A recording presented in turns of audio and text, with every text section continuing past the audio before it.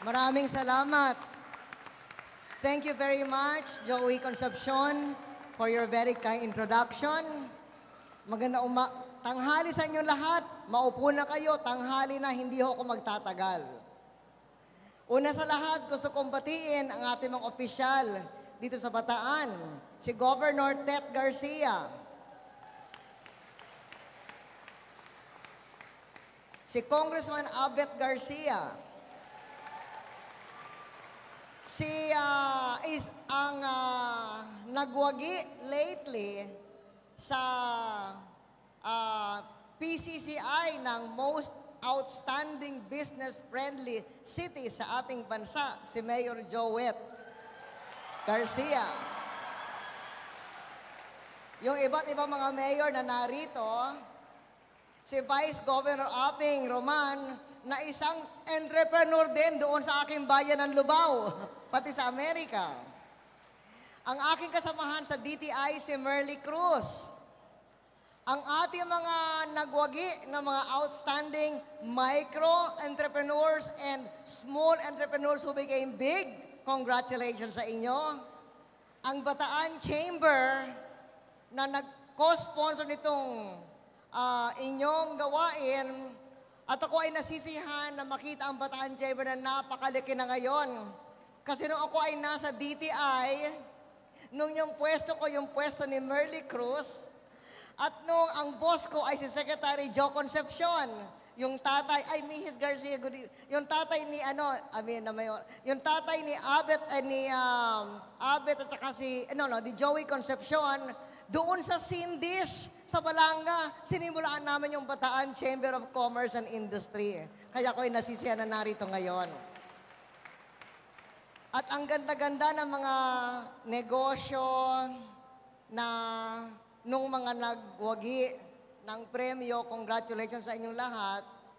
At dahil tuwing Biyernes ay Climate Change Day, I cannot help but add na sana magkaroon tayo ng mga negosyante at entrepreneur, lalo na yung nagsisimulang maliliit, na sinusubaybayan ng go-negosyo, ng mga iba't ibang mga maliliit na negosyo na pwedeng lumaki pagkatapos na nagsasagip sa ating kalikasan kontra sa climate change.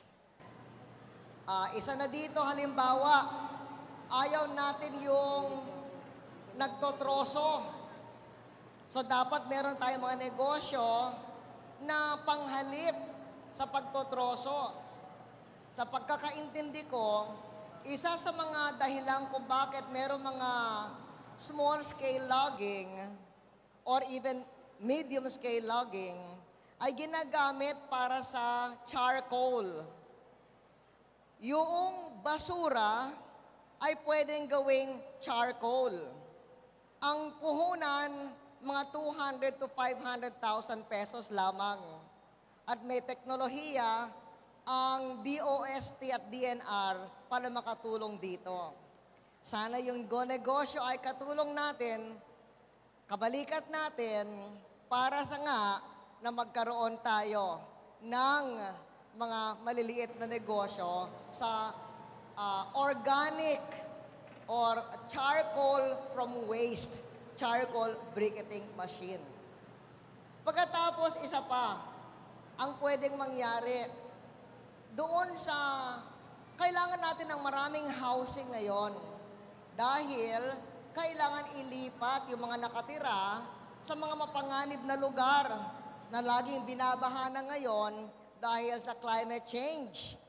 Meron ding pwedeng panggalingan ng basura, yung recyclable plastic, yung plastic, ano bang pangalan doon?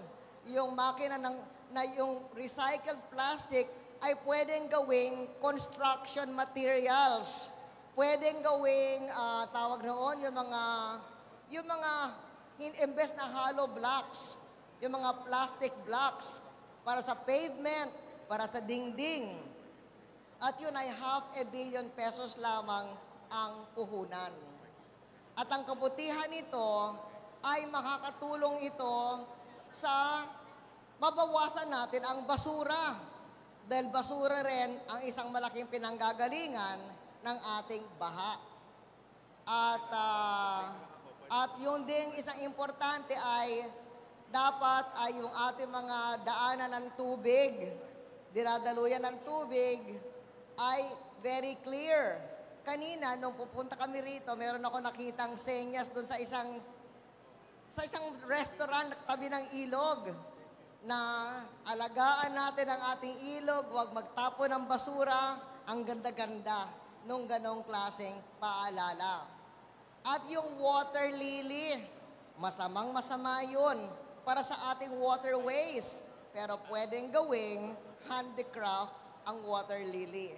Kaya ito mga ganitong klaseng negosyo, makakaiwas sa climate change, makakaiwas sa baha, makakatulong sa mga napipinsala ng baha.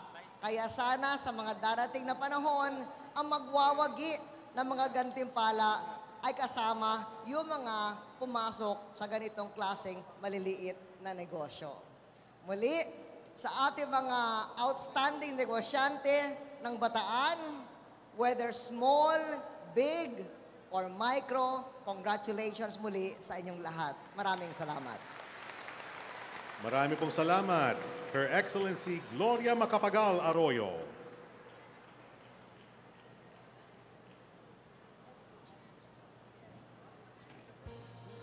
Maraming salamat po, Madam President, for gracing the Go Negosyo